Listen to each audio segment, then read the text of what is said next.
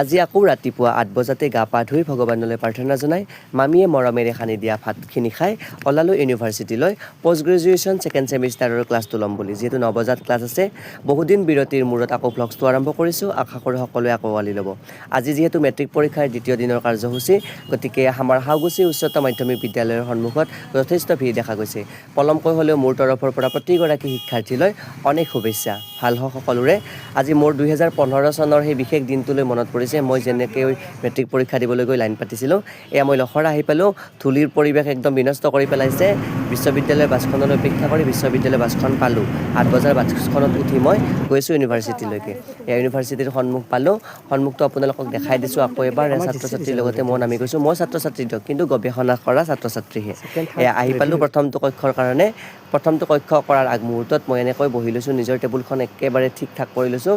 ধূলি পৰি থকাৰ কাৰণে মাস্কখনো লগাইছোঁ, গতিকে সকলো উৰি একেবাৰে আড়াল দি আহোঁ, যিহেতু নিজৰ শৰীৰটো ৰক্ষা কৰিব লাগিব।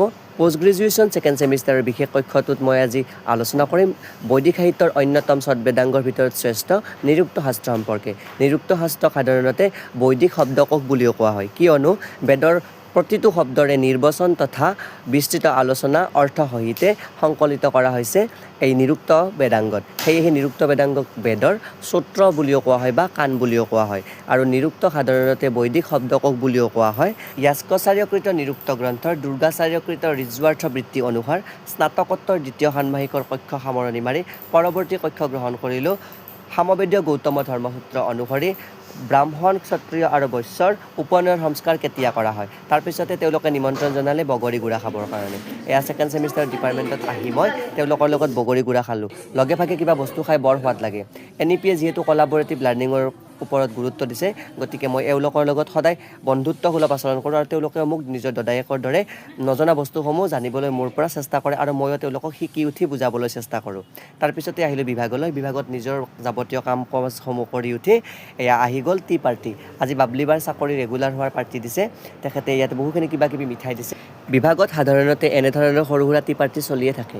বাবলিবাইয়ে দিয়া গাখীৰ দিয়া চাহ আৰু মিঠাইৰ পাৰ্টিতে মই সন্তুষ্ট হ'লোঁ। মামীয়ে মৰমতে দি পঠোৱা টিফিন খোৱাই নহ'ল।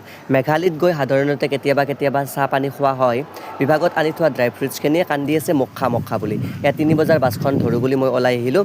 বিশ্ববিদ্যালয় বসন্তৰ আভাৰত একেবাৰে জাতিষ্কাৰ হৈ নতুন ৰূপেৰে সাজি কাচি ওলাইছে। মেঘালয়ৰ সন্মুখত থকা পলাকডালো ফুলিছে, শিমলুডালো ফুলিছে। আহঁতডালত থকা পুৰণা পাতবোৰ সৰিছে, নতুন কুঁহিপাত আহিছে। এয়া শিমলুৰ ফুল এপাহি বুটলি লৈ মই আপোনালোকক গুৱাহাটী বিশ্ববিদ্যালয় তথা সংস্কৃত বিভাগলৈ আদৰণি জনাইছোঁ। বাছত বহি লৈছোঁ, এটি চিট পাইছোঁ। শিমলুৰ ফুলপাহক চুম্বন যাচিছোঁ, আপোনালোকলৈ মৰম যাচিছোঁ।